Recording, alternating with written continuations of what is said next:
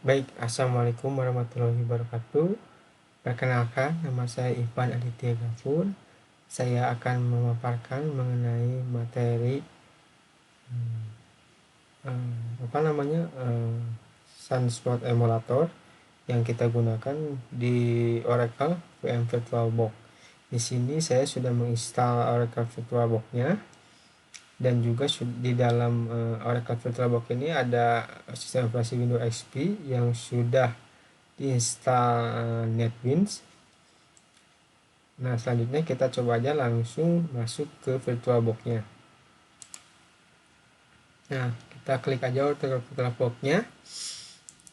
Tunggu kita beberapa saat, lalu untuk masuknya klik aja Microsoft Windows XP IoT-nya. Diklik 2 kali, maka akan melakukan pemrosesannya untuk masuk ke VirtualBox yang ada Windows XP-nya. Nah, dia akan sebelumnya, karena saya sudah masuk, saya akan coba close dulu emulator Solarium-nya dan juga NetBeans-nya. Kita coba close terlebih dahulu ya, kita akan mulai dari awal.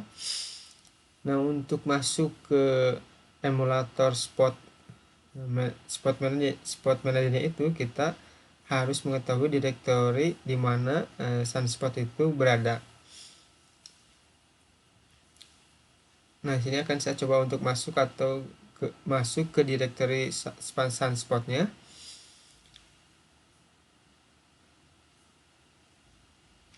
Nah, kita coba cari dulu direktori Sunspot emulator demonya itu. Nah, ada di program file, lalu ada di direktori Suns, lalu Sunspot, masuk ke folder SDK, lalu kita masuk lagi ke direktori demos ya. Nah, demos, lalu masuk ke emulator demo.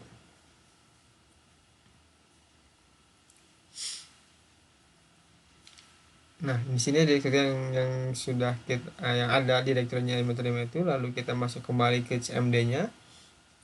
Kita mengetik cd program file.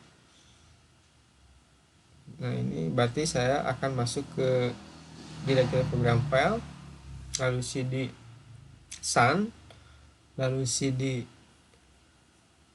sunspot, lalu ketik lagi cd sdk, lalu demos, dan yang terakhir adalah cd emulator demo.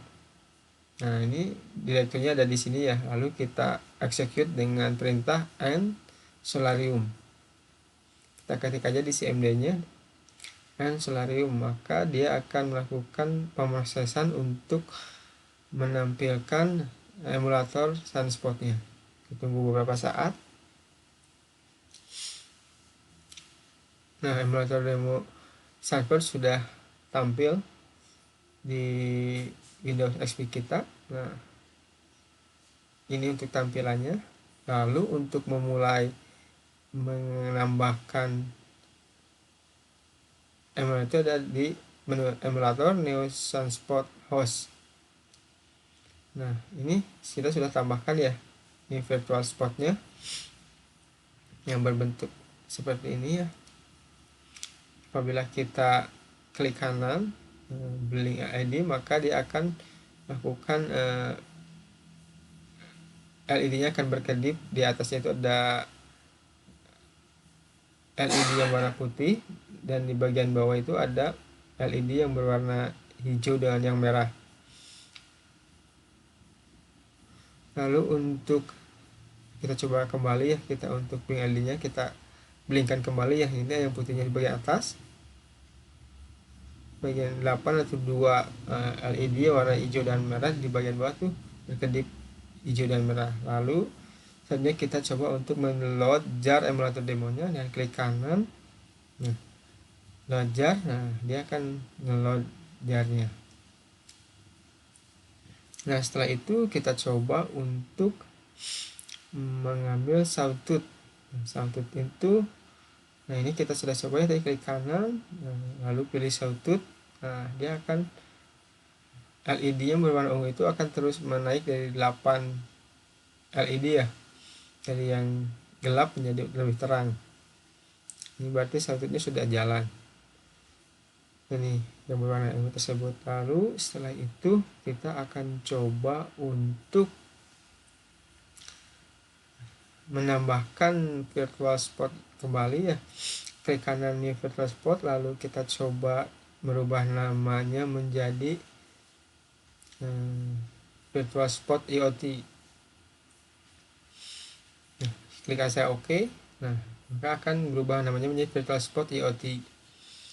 Ini kita mau nama 2, lalu kita coba untuk mereset virtual spotnya atau menghapus. Salah satunya kita coba salah satu dulu ya, kita reset dulu, maka dia tidak jalan. Lalu setelah itu kita coba untuk menghapusnya dengan cara klik kanan delete virtual spot, klik yes, maka virtual spot itu akan terhapus. Untuk caranya untuk menghapus virtual spotnya. Lalu yang selanjutnya adalah kita akan menampilkan sensor panel dengan cara klik kanan display sensor panel, maka akan muncul ke sebelah kiri sensor panelnya terdiri dari beberapa tab, ada 6 tab ya. Ada light yang di Enviro itu ada light sensor dengan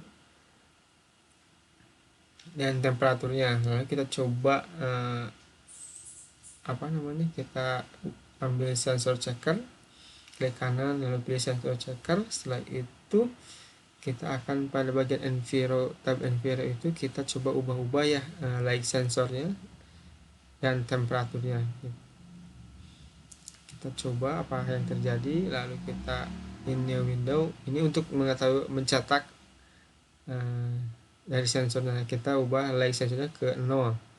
Maka apa yang terjadi di cetakannya, maka dia akan mencetak sensor itu 0. Lalu kita ubah lagi ke angka 450, apakah dia akan mencetak?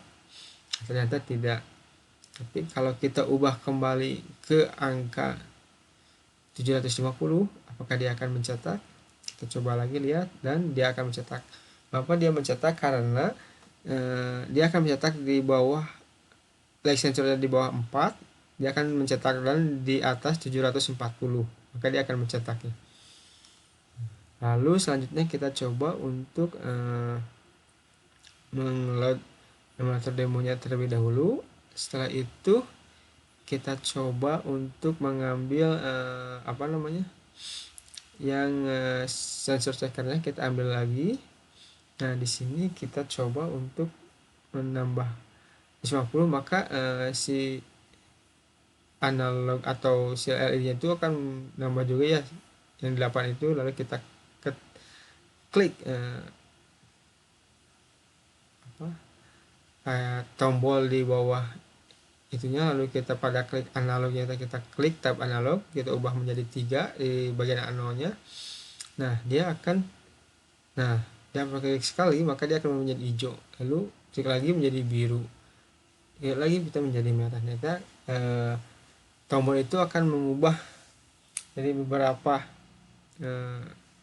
lampu LED-nya tersebut dari biru menjadi merah dan putih. Lalu selanjutnya ada di asal ini kita vertikalnya coba tambahkan ke angka 6. Nah, dia akan mempengaruhi apabila dia ke atas 6, maka si lampunya akan menaik, sedangkan apabila dia di bawah dia akan menurun juga. Nah, untuk AC-nya tidak terlalu berpengaruh, tapi untuk yang vertikal ini yang dia akan berpengaruh. 0, min 3, min 6 ya. Kalau 0 dia 4. Kita coba ke tab selanjutnya, yaitu LED. Nah, ini sebenarnya sama ya fungsinya. Kalau kita klik switch, maka dia berfungsinya sama ketika menekan tombol yang tadi, tombol yang hitam tadi ya, yang di bawah lampu yang kedua itu. Tapi bedanya kita menekan itu digunakan dengan di tombol tab LED. Nah, selanjutnya kita coba untuk ke tab power. Tab power ini ada battery voltage dengan charge rate. Nah, apabila kita coba tambahkan ke 3500 battery voltage-nya dan charge rate-nya ke 0, lalu kita klik USB power connected, maka dia akan otomatis ke 4500 karena jumlah baterai voltage yang menggunakan USB itu jumlahnya itu adalah 4500. Nah, dia otomatis kalau kita klik di 4500 terus. Nah, itu mungkin untuk yang USB power connected. Kita coba ubah lagi ya. Nah, di sini untuk melakukan exitnya, klik kanan exit di sensor cekernya, lalu apabila panelnya itu klik kanan, lalu ada head sensor panel, dia akan menutup. Apabila untuk menghapusnya, kita klik kanan yang tadi untuk hide atau menghapus, tapi untuk menghide-nya. Nah, selanjutnya kita akan mencoba untuk memanipulasi sunspotnya menggunakan NetBeans ADE691. Nah, kita coba untuk eksekusi dulu ya Selariumnya. Nah, setelah tampil, lalu kita akan coba buat dulu new virtual spot 1. Nah, ini lalu kita deploy, cari emulator demonya. Nah, dia akan mendeploy. Nah, kita run dan ambil sawtooth-nya. Nah, udah jalan ya. Dia itu kita coba kita cek ini warna LED-nya itu warna ungu ya, dari yang berwarna gelap sampai ke terangnya, tetapi dia basisnya ungu. Lalu kita akan mencoba untuk memanipulasi warnanya. Nah, kita masuk ke NetBeans ADE-nya, tunggu beberapa saat. Setelah itu NetBeans akan membukanya, lalu kita buka file, open project, cari demo yang emulator demo direktorinya, klik open as main project, lalu klik open project. Nah, cari di file soundtooth.java. Nah, pada baris ke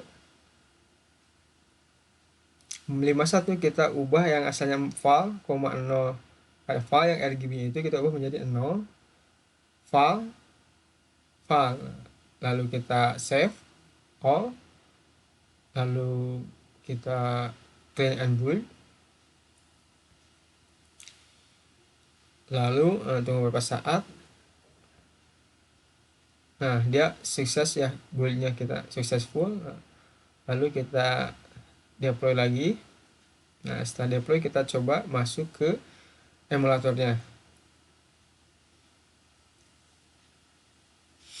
Nah, kita deploy lagi terlebih dahulu, klik kanan, deploy, maka klik yes, lalu ambil jarnya. Nah, setelah itu ada building suite, kita ambil lagi sawtooth-nya. Nah, kita sudah merubah yang asalnya ungu, akhirnya berubah menjadi warna hijau. Itu cara untuk memanipulasi di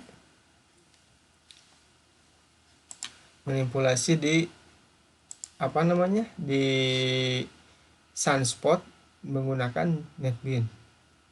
Demikian penjelasan yang saya dapat sampaikan. Lebih kurangnya saya ucapkan terima kasih. Wassalamualaikum warahmatullahi wabarakatuh.